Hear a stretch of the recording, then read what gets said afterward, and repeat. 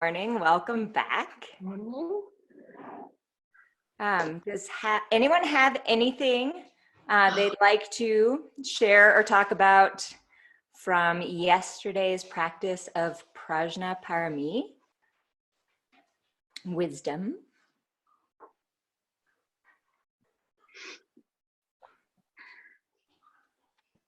I think Go ahead. sort of paid more attention to things in general.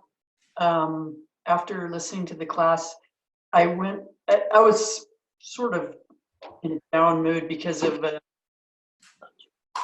personal anniversary, and I went for a walk, and walk is always uplifting, right? And then I saw two marmots, and it was like, oh. So it was sort of the whole spectrum of moods in 20 minutes or something. Yeah. I went for a walk and could not remember what have we talked about it. Seriously. And I realized how much the mind is stubborn and how many things we can think of. And when we study, we actually spend more hours towards the subject, and then we learn. And then in adult life, when we have to work, this is just crazy. Like, I could not remember, my mind, it was stubborn. And I was like, one word, but what was it? And it was just like, there's something came, but then I realized, wow, so the more I pay attention and remind it during the day, it's gonna stay deeper, because probably I remember better the first lesson than then from yesterday. It was just fascinating for me to observe that. I'm like, so I can make that change. I choose what I think of. Yeah. So it's super empowering to realize that you can orient your mind toward what you care about, right? And then, but also keep in mind, as we get older, which I've become into this category where I can't always remember why I entered a room, for example, or what I was about to do. So if this hasn't happened to you yet, it will happen someday. And it's normal, right? So when you can't remember something, and this is related to today's topic of energy, Virya Parami, if you try harder, what happens? Oh. It's clinging, yeah. Nothing. It just makes the mind, it makes things harder to access. So next time you can't remember something, relax the mind, set the intention to remember the thing, and see what happens. And I have found that to work a lot better than trying really hard and getting frustrated. So there's so many interesting things about how, when we pay attention, we start to learn how the mind actually works. And if you play with how you use the mind and see what works, that's how you know. Thank you. Yeah. So one more thing to Magda before Lindsay. Also, like, why is there so much on your mind right now, right? It's because you're doing a lot of, I just happen to know that you're doing a lot of things. So the more that we take on at any one time in our life, the harder it is going to be to focus on any of the one things or remember what any of them are. And sometimes we can control that. Sometimes we can say, no, I shouldn't take this project on now till I get these other things. And sometimes we absolutely cannot control that, because too many things come up in life and we have to deal with all of them. So also to know that some of it's our choice, and it's like a diet for the mind, what we choose to engage in at once. And sometimes we have to just relax and say, I'm doing 25 things this week, not by my own choice, but because of circumstances. And I'm just going to relax and know I won't be able to do them as well. And then one thing would help me, because, like, I cannot sit and meditate. Like, I in my mind, I am, but physically and honestly, I don't. I'm still doing so many things, and that's my excuse. And then last night, I was so exhausted. And the only one thing, I wanted to sit. And I'm looking at my little place where I always sit. And I'm like, oh my gosh, that's going to make me feel good. And I remember what you said, like, just mind starts reaching. It's like, it's going to make you feel good. And now you have to choose these things today, but just going to make you feel good. And I say, okay, for 1 minute. And I sit down, and there was some music playing, and I was so exhausted that I just sit down, and then I was just like, for 15 minutes, I was just whatever, breathing, checking on my body. And after that, I got back to my stuff. 20 minutes later, I was done. And there was a settled peace and actually the space that I still have left after I finish my stuff. And I was like, now I remember. Perfect. Lindsay, did you have something? I just was, I thought yesterday was really powerful, and just really seeing like the beauty of the entirety of this process that we're all kind of in. And for me, that mental shift of not sounds so simple, and I know that everyone says it, but that, you know, the practice isn't going somewhere, and that it's not one moment, but like all of these kind of accumulation of smaller moments. And like, I don't know, I had kind of a tough meeting after this, but then got outside and was just like, could feel even a little bit of, you know, like power in those smaller moments. And even just like a moment of like discerning wisdom to like, I don't know, like have be able to like rejoice in, instead of like, I fucked up, I'm not in the space that I want to be, or whatever.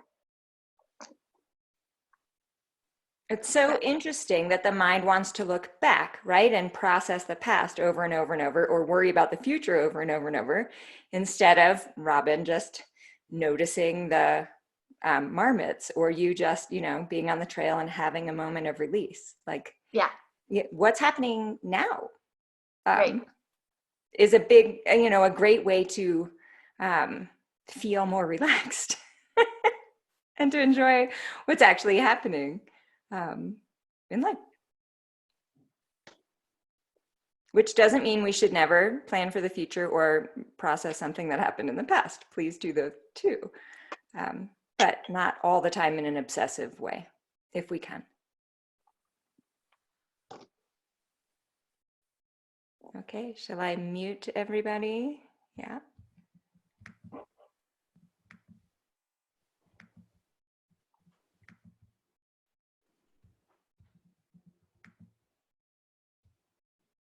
So today we move on to Virya Parami, which is a parami of energy.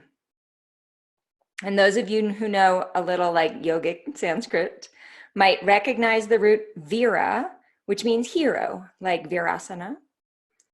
So Virya refers to both effort and vitality. And those are considered two sides of energy, effort and vitality. So the thing about practice is that it only happens through your own effort. The Dhammapada says, it is for you to make strong effort.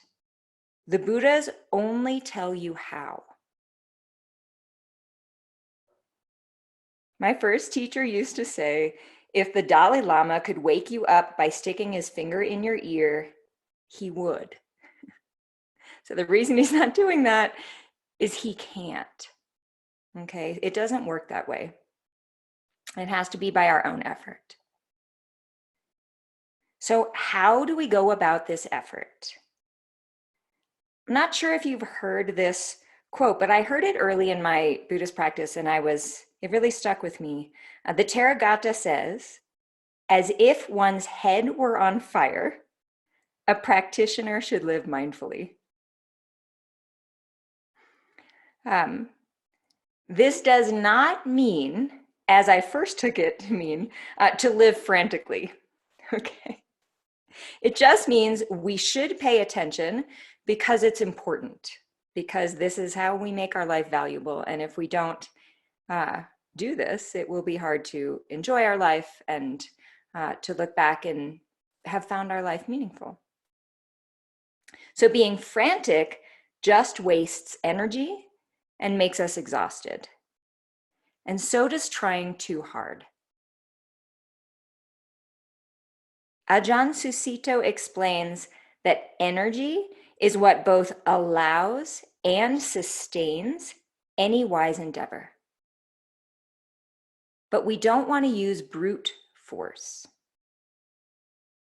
Instead, we need vitality and calm coexisting.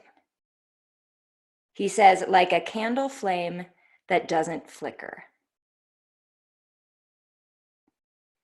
So the idea is to conserve our energy instead of using it all up at once so that we can sustain our efforts. And Magda had that experience last night, right? She had a lot to do. And instead of going about it frantically, she took 15 minutes, re-energized, calmed the mind, and then she got everything done, and it was probably more pleasant to do in that way than it would have been otherwise. So that's a perfect example of what we're talking about today. The Dhammapada says, with steady effort, one should do what is to be done because the lax practitioner stirs up even more dust. I have found that if I release personally my need for immediate results, and I'm willing to put in a long-term effort into my practice, like if I don't judge my practice day to day, but instead follow the Dalai Lama's advice to check in on the results of my practice once every 10 years, you could shorten that to once every year or two. If I don't try to tackle everything at once, then a sustained effort is actually possible. So every Buddhist or yoga teacher has seen people who come in all gung-ho, gangbusters, put everything into their practice for 2 months, and then they totally fizzle out and you never see them again. This happens all the time. So that kind of practice will not do much to change your life, to improve your life. But to change the nervous system and the way the mind works is going to take time. I mean, how long did it take us to get here to how we are now? As many years as you've been alive, right? So to change that working system is going to take time because that's how these systems work. So how do we motivate ourselves to practice in this kind of long-term way? The Buddhist list of the 5 faculties says that effort is based on confidence. And we talked about this yesterday too. So if we're inspired by something we read or someone we met, then we're willing to give practice a try. So that gives us a baseline first round of confidence, is hearing about it. Or that person seems happier for having meditated, maybe I'll try it. Or this book inspired me, maybe I'll try it. In time, we see our own personal positive results, and that grows our confidence, and then we're willing to make even more effort. So confidence is like the foundation. So it's important to acknowledge any benefits from your practice and any improvements in your behavior or characteristics from the work that you've done. This will motivate future effort. And I mentioned this, I think yesterday and today. It's important for us because it's so easy in our culture to feel that we should downplay our own achievements so that we don't appear narcissistic. But the Dalai Lama says to rejoice in our accomplishments so that we're motivated to continue.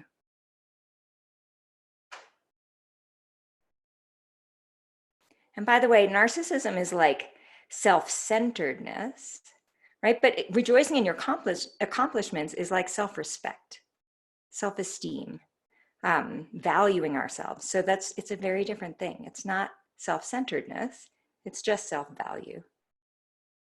So how do we build energy? In another of the Buddha's lists, the 7 factors of awakening, investigation leads to energy. So this is like both, Robin and Magda gave examples of, and Lindsay yesterday, of having noticed what happened. And when you notice what happened, it wakes the mind up. So investigation is a cause of energy. We want to make sure we're not straining, which will just fry our system. And we want to make sure that we're not complacent, which won't get us anywhere. We need to look to see what's happening in our own lives to discern whether we're actually balancing our energy. So if we try easy, that's my favorite expression around energy. If we try easy and use our minds in a light and steady application, then our energy will stabilize and we'll find ourselves fueled to keep going. And you can tell when you're using your mind well because it actually feels good to pay attention. That's how you'll know. Use trial and error to check this out for yourself. Your meditation practice is a great place to tinker with mental application because there's nothing else to do while you're doing it, right? So you can sit and notice, how does my mind feel? How am I using my attention when there's not as much going on as, at other times, probably. And then to apply what you learn in your meditation practice about applying the mind in your daily life. So in Buddhism, there are 3 stages to energy. The first stage is called inceptive energy. So this is that first moment when you get energized that shakes off any lethargy and arouses a kind of initial enthusiasm. So that's the first bump of energy in the process. And the best example I can think of for this is so you're sitting in meditation, and your mind's wandering all over the place, and you're thinking about this and that, and you're kind of spaced out, and all of a sudden you realize that whatever's happening is happening, and you kind of wake up and you have this moment of oh, my mind's all over the place, I'm going to bring it back to my breath, and you do. So that moment is inceptive energy. That's like a burst of energy that and it arises on its own, right? You don't really make that one happen. It just you get this wave. And that wave of energy snaps the mind back to what we intended. So that's inceptive energy. The second stage is perseverance. This is when your energy gathers momentum and the practice feels like it's propelled on its own. If we use our energy well, this stage will happen, and we can feel an ongoing experience of balanced, consistent mental energy. It feels great, and we don't have to try so much. And again, if you can find this meditating, you'll be able to cultivate it in daily life and have a sort of steady sense of being able to pay attention and do what you want to do in a calm way and be effective. So that's the perseverance level. And then there's a third level, which is invincibility. So invincibility is the peak of balanced energy. In this state, the mind is pliable, and we can focus our attention when we want, where we want, for however long we want. And we are never going to get caught when we're in invincibility. We won't get caught in reactivity, and we won't get caught in lack of compassion. So if you've done a bunch of concentration practice, you know that feeling of invincibility when you enter the state of jhana, the state of balanced mind. And then you're in that state for however long, depending how you're training, and it lasts a certain amount of time, and then it will drop off. But when you felt that feeling of complete concentration, you know that is the nature of the mind, to be able to pay attention and just stay in one place, and there's joy and bliss and equanimity that come along with it. And once you've felt that, you know that that's the power of the mind, and that you can find it again. That being said, to find that in daily life takes a lot of changing of the nervous system. So that invincibility is not going to happen right away. And its stability really depends on maintaining practice, and not even just practice, but wisdom and all of the, let's say, all of the parami leading up to this. So as I'm saying, samadhi, which is the 8th of the Eightfold Path of yoga and the goal of some forms of Buddhist meditation, is considered a state of completely stable energy. And it fuels itself. It doesn't run, I mean, it runs out eventually by the training, but it's self-propelling, which is what's interesting about energy, is when you find it and you can apply the mind in a certain way, it stays, it then has its own momentum and propels itself. So in mindfulness meditation, if we get sleepy, we can try a little harder. If we get restless or irritable, we can relax and not try so hard. And then we'll find a sweet spot. And if we stay there in the sweet spot over time, we'll find samadhi. So, and you know, that invincible state, you know, do we need to find that in daily life? I don't know. I want you to know all of it. But, you know, I think perseverance and having a pretty good energy throughout the day is a great goal in daily life. And maybe the invincible thing is really more for retreat. But in a way, I do think it's possible to find, with practice and fine tune the mind, to actually be clear and awake all of the time. But it's just going to take time. And we want to be relaxed in getting there. So what do we do with this energy? I have another list for you on what to do with the energy. And this is the 4 right endeavors. So the 4 right endeavors is a guide of how to practice off the cushion in daily life, to apply all that we've learned toward both our own happiness and kindness to others. So the first right endeavor is called guarding. And this is essentially paying attention so we don't find ourselves suddenly in what's called an unwholesome state, which essentially means reactivity, like anger or greed or confusion. So let's say you drink too much coffee and you get all hyper and then agitated and you snap at people. Or you drink too much booze and you get flirty with inappropriate people, or, you know, insert anything here, okay?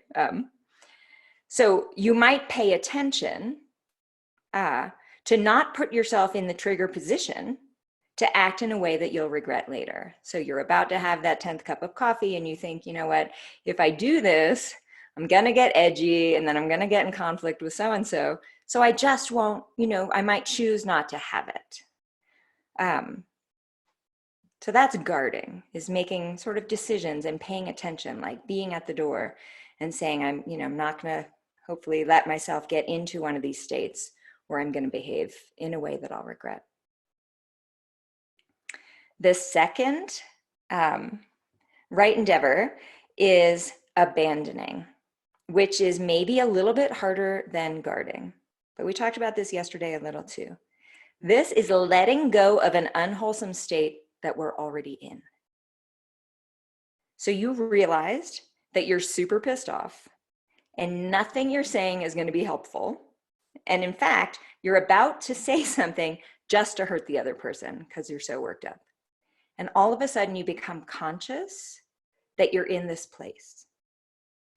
In the moment, you can, abandoning means using your mental energy, training yourself to stop talking and take a deep breath.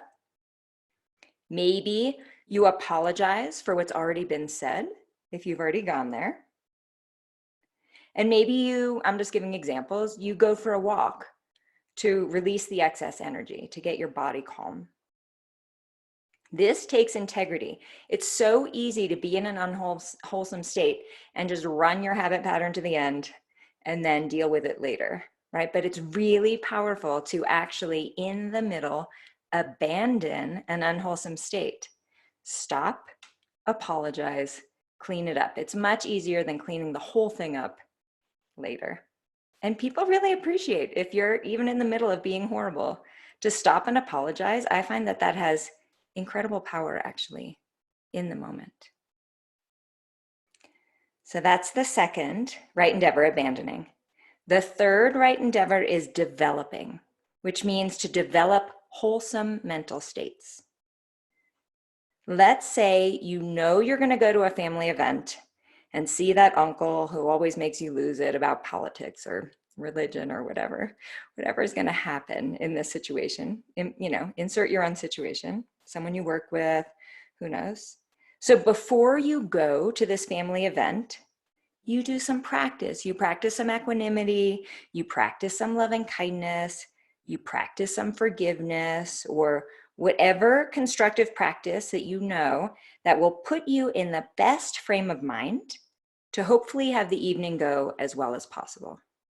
So that's developing, actually conjuring up something positive to help you go into, it doesn't have to be a difficult situation, it could just be anything, right? So that's developing. And then the fourth right endeavor is sustaining. So not just developing positive mental states, but keeping them going and even perfecting them. So you're not, for example, just temporarily forgiving someone and then falling back into resentment toward them, but instead practicing to maintain an even keel and an open heart that gets you through both difficult times and ordinary existence. So I have to say that for me, the best support for these activities of not getting triggered, letting go when I am triggered, cultivating a positive state of mind, and keeping a positive state of mind has been meditation practice. Mindfulness practice for the first two, and heart practices for the second two.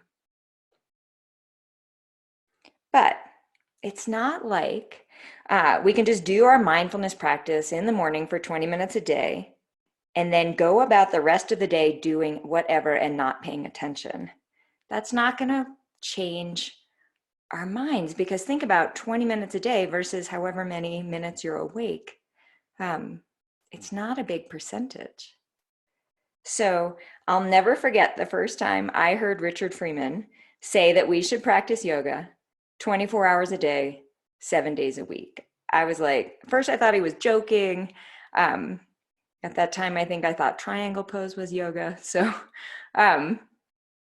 but this is exactly what he was talking about, is we don't just get on our mat or our cushion and do our practice and then go about the day completely mindless, keeping building all the negative habits, right? We need to pay attention the rest of the day. Not trying too hard though, right? In an easy way. So the effort, the energy has to be continuous and as consistent as possible. Our time on the cushion in mindfulness practice literally grows gray matter in the rational part of our brain. So this improves our ability to allocate our awareness, to choose where to pay attention. It improves our ability to make decisions. It improves our ability to modulate our emotions and control our impulses. So that's happening in our 20 minutes a day or whatever you do. It's actually literally changing your brain. So that's a foundation, and it'll be easier the rest of the day and ongoing having done that practice, because it literally highlights gray matter in the rational part of the brain, and then we can use it more easily. Mindfulness practice also shrinks the amygdala, which lessens our fear and anxiety responses. Literally doing this practice, sitting through difficult moments, staying calm and clear, will make us less likely to experience fear and anxiety in the future. So that's going to be helpful in not going into reactivity. The practice also grows our social neural circuitry, which means it increases our satisfaction in relationships, and it helps us to grow relationships that are emotionally nourishing. So if we keep doing this practice, we'll make better choices, we will be better partners, we'll be better friends and parents and children and at work. So, so these are very helpful and interesting pathways to how the practice works. And what's interesting is living now, well, at a time that we value science maybe more than history, but we have access to scientific studies of what mindfulness and heart practices, not as much, mostly mindfulness has been studied, but also heart practices. We have scientific proof of how it changes the brain. So we can maybe gain extra confidence through that so that we're willing to practice more. And that's exciting, I think. So obviously our brain and our neural circuitry don't radically change overnight. And hopefully they don't, right? Or else things would be going bonkers in there, right? So this has to happen gradually to be safe. The process happens slowly. And that way we'll see gradual improvements over time with steady repetitive practice. And that's how it works. It's obviously not just changes in brain structure that improve our lives, but how we use these changes. So if we use these changes to pay attention in order to adjust our actions wisely, given what we see in our day-to-day lives, then we're going to see benefits. We need to notice what triggers us, know what we feel like when we're getting triggered, like when it's starting to come on. What do you feel like? Catch it early, notice. Then we can get a grip quickly. Also, we want to know what nourishes us to stay grounded and connected and put energy into those things. This won't be the same for each person. So it takes ongoing attention to learn about ourselves. So what works for you might not work for someone else. So we don't have to give too much advice to other people, but figure out for yourself, know for yourself. We also, this requires a willingness to see our weaknesses and our dark side in order to shed some light. And this takes humility, but it's worth it. So we need to, instead of just going blank every time we get pissed off and rage at somebody, to pay attention. How do I feel? What got me here? Can I put it down? That level of awakeness during reactive responses is magic because a reactive response is unconscious. So by bringing consciousness into that moment, that will shift it on the spot. So that's what we're doing, even though most people don't, I think, want to pay attention to the times when we're not so proud of ourselves, right? So again, we're going against the stream. We're paying attention in our worst moments to be able to abandon these moments and eventually not go there in the first place, most of the time, without having unreasonable standards and expecting everything to change suddenly and then getting frustrated. So of course, at first, our energy and our effort won't be steady because it takes practice to fine-tune this. We'll be super mindful for a while and then all of a sudden be like, how did I get here in the middle of this screaming match with whoever? I can't believe I even said whatever to whoever yesterday. What was that? And we'll wonder, have I regressed? Isn't my practice helping me at all? But big shifts take time. So don't be discouraged because you backslid a little bit. Instead, enjoy the fact that something that used to happen all the time now only happens sometimes. That's a really big deal. Build your confidence that your practice is working by noticing the positives instead of dwelling on the negatives. This is the greatest gift you can give yourself toward your own freedom and the happiness of the world around you. Try to enjoy the process.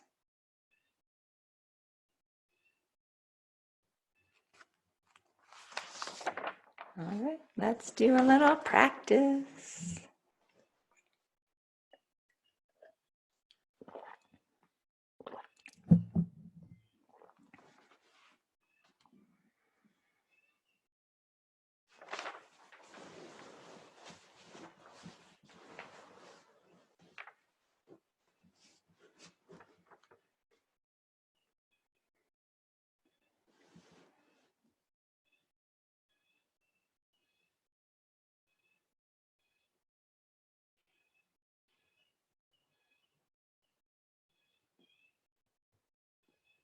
So arrange your body in such a way that your posture is alert without being rigid.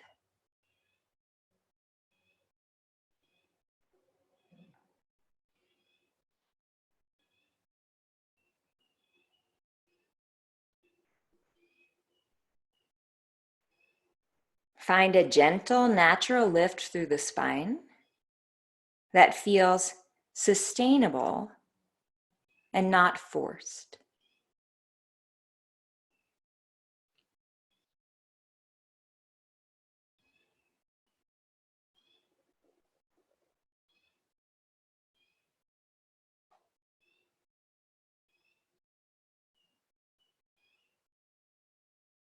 Relax any tension in the body.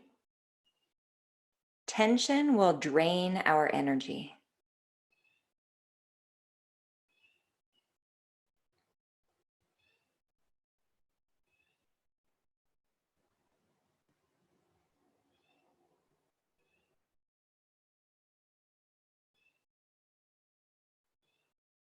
Let the body be soft around the energized spine.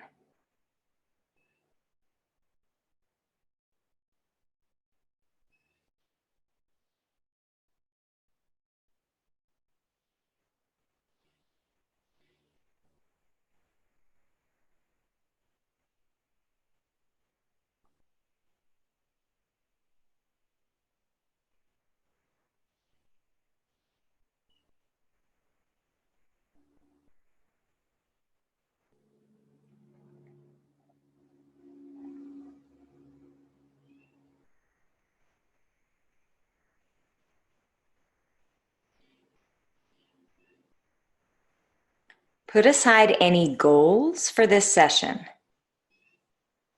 any need to achieve anything right now.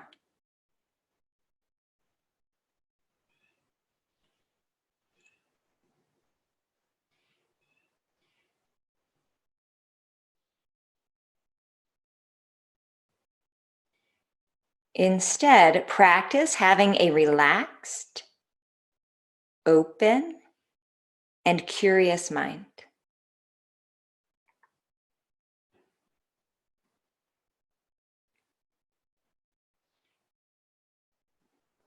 Practice being attentive without being ambitious.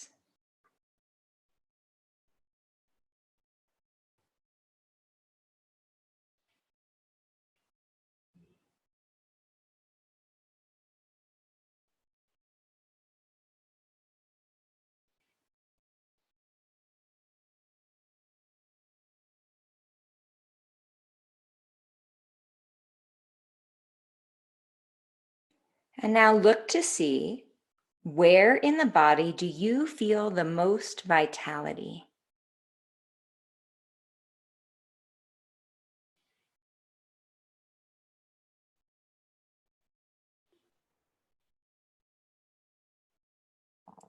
Keeping the breath natural, I'd like you to imagine that the breath moves through this area, that you're breathing through this area with the most vitality. And that sort of fans the energy to increase it.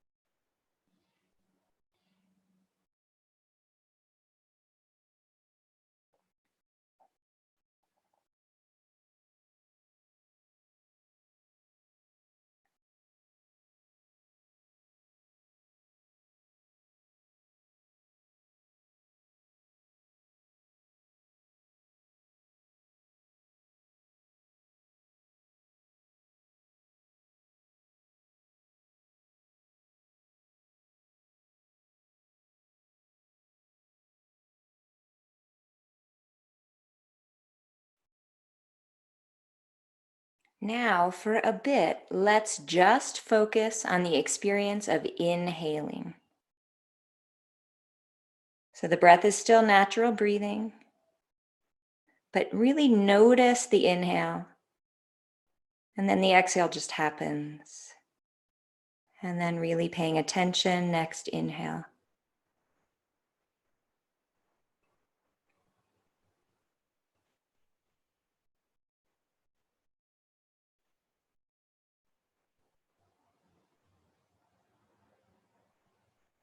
Allowing each inhale to energize you. And keeping that uplifting quality of the inhale during the exhale.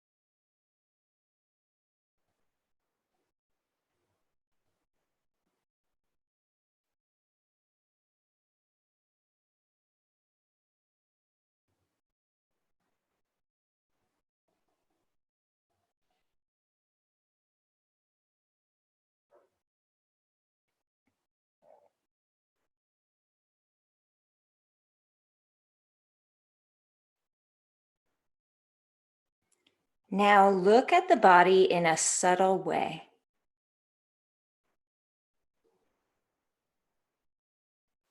Feel the whole body's overall physical vitality. Observe how the energy moves through the body.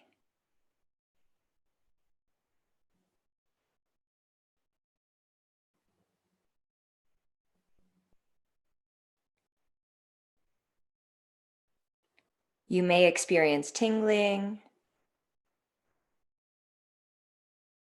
experiences maybe of temperature or of movement.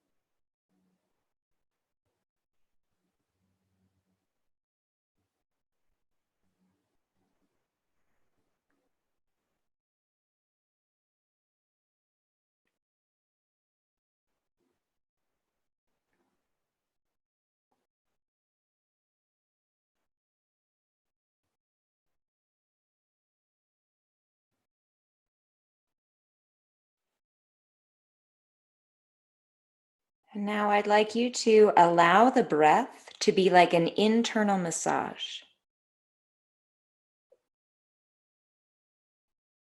Still natural breathing. Each inhale brings a wave of soft vitality to the body. Each exhale is like a wave of peaceful energy.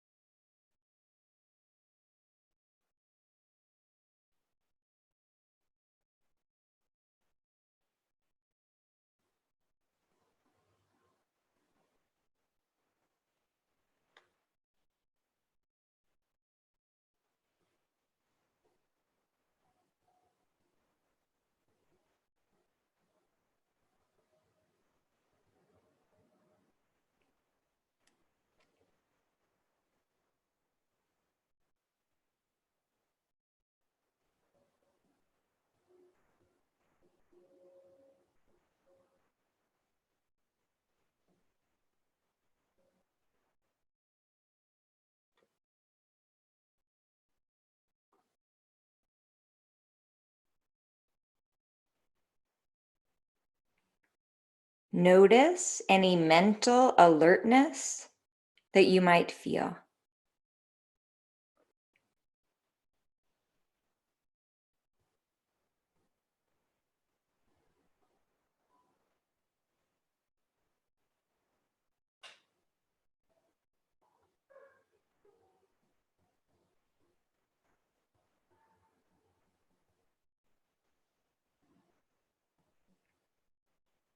Notice any joy that you might feel in the body and in the mind.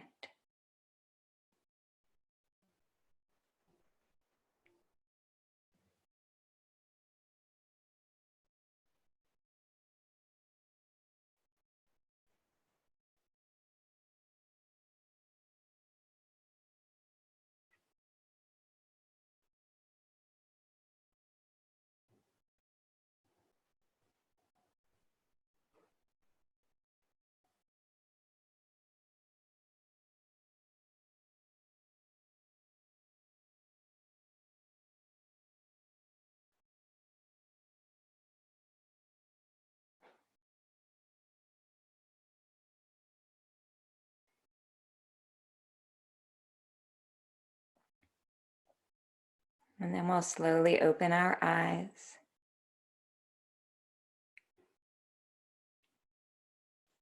Feel free to move and stretch the body as you like.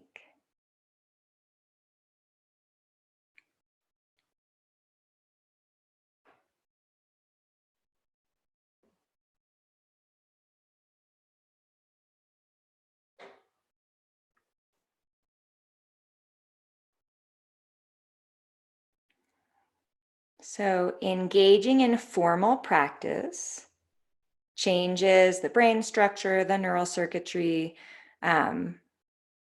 teaches us how to use the mind efficiently in such a way that it's pleasant and provides sort of momentum of energy, a conservation and a ongoing source of energy. So we learn that on the cushion, but then we apply it and use it the rest of the day to continue adjusting, right, the brain and the neural circuitry, also to gain the benefits of what we learned and grew on, cultivated on the cushion, so that we can actually benefit from it. So today, whether you're formally retreating or going about daily life, I'd like you to monitor your attention. So things you might look to see are, what time of day are you less alert? Under what circumstances are you less alert?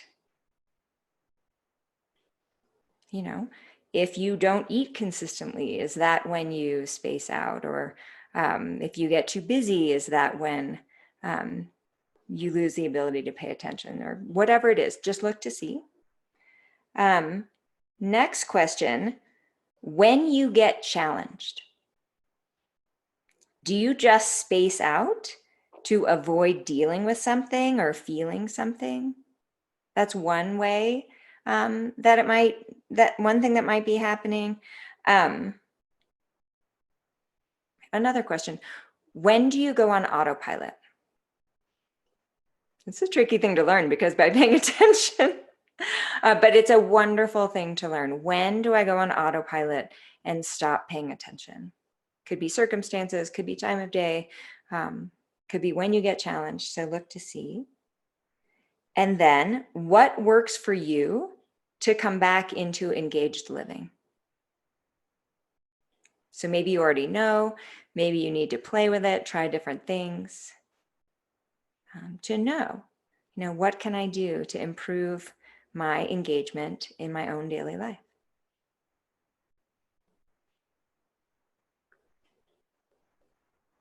So Virya Parami is really about making the most of our time here in this life, of using this life to act toward that which we find valuable and meaningful. As Sylvia Boorstein's mom said to her once, Sylvia, you're not going to get to do today over. So this is a key element in appreciating our one very precious life. Okay, I'm gonna unmute you guys and see if anyone has anything to say.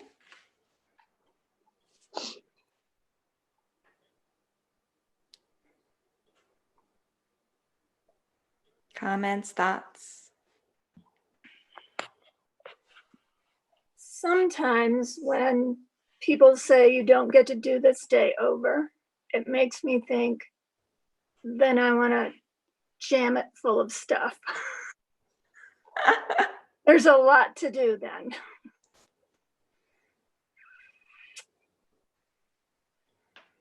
So go ahead. Sure, that's not where we're going. So what would happen if every day we just tried to do as many things? I have a couple friends I can think of who live that way. Mm-hmm. And they do as many things as possible, overlapping, always late, always frazzled, overstimulated, thinking about the next thing during this thing, because otherwise it won't happen. So if that sounds appealing, try it for a day and see how you feel. See if you can actually appreciate anything, enjoy anything. And my guess is the answer is no. That being said, if you're feeling at the end of the day or at the end of your life is that you think, forecasting to how you'd feel at the end of your life is that you will feel that you didn't do enough, then you might add more things, but slowly, and see where the moment is that you realize that it made you less happy to do that extra fun thing. So play with it and see for yourself what really matters to your happiness and enjoyment and feeling like your day is valuable. Being on meditation retreats where you don't sort of space out in terms of wasting time, you don't watch TV and you don't, do other mindless things. You pay attention all day because it's a set amount of time and you've committed to do that ahead of time. What's amazing from that experience that I've learned is drinking a cup of tea, I'm thinking of specific moments that I remember in retreats, drinking a cup of tea, staring at a tree with flowers on it in Thailand once was like one of the most pleasant moments of my life. And I wasn't doing anything. And I would argue that a moment paying attention, watching the marmots, on the side of the walk could be more pleasant than 8 extra social activities. So in the process of paying attention and making your own decisions about what you want to do with your life, include moments that are slowed down and relaxed where you're just paying attention and see if that, what that does to also fuel your ability to be productive at other times. So there's no answers from the outside about how to be. But I think that is a cultural idea, right? Like more activity, like more, it's sort of like more stuff. That will make me happier. Look to see. So interesting.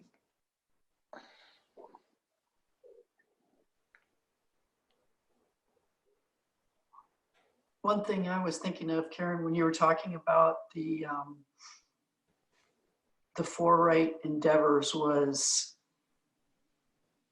letting go of self rumination, and your example was on interacting with other people, but it could be interacting with yourself, right? Absolutely. Yes. So if it's already happening and you're ruminating, what can you do to take yourself out of that cycle? That's the abandoning, right? And then, what can you do sort of guarding to prevent yourself from entering those experiences and look to see, because they don't tend to be enjoyable, productive periods of time, right? And we all do it to some degree. But if you do that more than others, that's a wonderful thing to work on. Yeah. And then you can cultivate positive states of, feeling respectful of ourselves and generous and forgiving ourselves as well. And that can also, those positive attitudes can help to stop us from entering the negative states too. Karen, I just thought, I was going to say, it's just a habit. So if we've got that habit going, we can train ourselves in another habit, which is fantastic news, right? Magda? I just did not understand that phrase, what we're talking about, where's the gardening, abandonment. What was I cannot even say in English. That was what just Robin, she mentioned. Ruminating? No. Whatever you were reading from. You see my Polish side. Once for a while I have that blank. Sure. So, they're old terms, and they're not maybe the term you'd use now, but the old term is the 4 right endeavors, which are just things. Exactly. I cannot even repeat it. Would you write it for me? Just things I will, but it's things to work on. I just wanted to even understand, because I cannot even grasp it with my ear. Just say it and I'm like, forget the word. 4 things that we can do. I have those 4 things. I know that. Right. But instead of endeavor, think of things that we can do, things that we can work on. Instead of that. But I like that. Okay. Instead of the endeavor, how do you say it? Endeavor. ENDEAVOR. I think. Okay. Thank you. Yeah. Yeah. I didn't, and I let go. I said, this word is gonna get back to me, but it was like somewhere there. And then Robin just started talking about it, like, yes. See?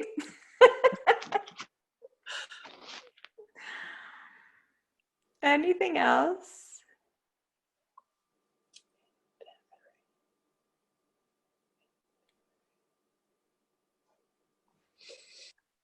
Thank you. Thank you. Have a wonderful day. You as Good well. luck, Lindsay. Are we seeing each other over the weekend? Yes, Saturday, Yeah. Sunday? Okay, Yes. no sleeping, girls. Longer sleeping. See you tomorrow. Love See you you. tomorrow. Have a good day. Thank Bye. you. Bye.